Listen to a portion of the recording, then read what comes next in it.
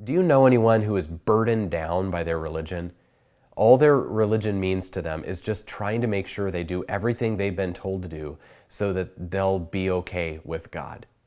If you know somebody like that, maybe you could pray that God would give you an opportunity to share with them that Jesus talked about religious leaders who lay upon men burdens that are too heavy for them to be able to bear. Matthew 23, verse 4, Jesus said, "They tie up heavy burdens and lay them on men's shoulders." It happened then, and it still happens now. So there's a principle we want to be able to share with someone. It's found in a verse that's a little bit hard to share because it's from a kind of unique context, but the principle is really important. So it's found in Galatians 5, verse 3.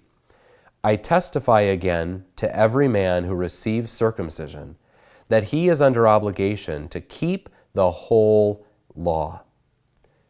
So here's the principle. As soon as you start trying to work your way to heaven, the whole burden falls upon you. You know, there are a lot of religions today that try to tell people that you just do the very best you can do, be the best person you can be, and then hopefully God will be kind and gracious and let you in.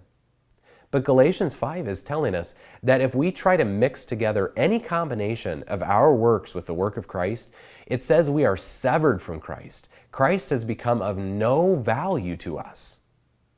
So you see that principle?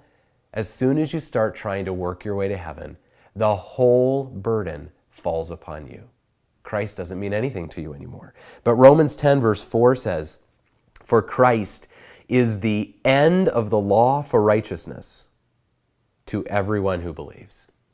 It's the end of trying to use any human religious law to become righteous. When you understand what Jesus did for you on the cross, you stop trying to work your way to heaven and you trust in Him and what He did for you alone.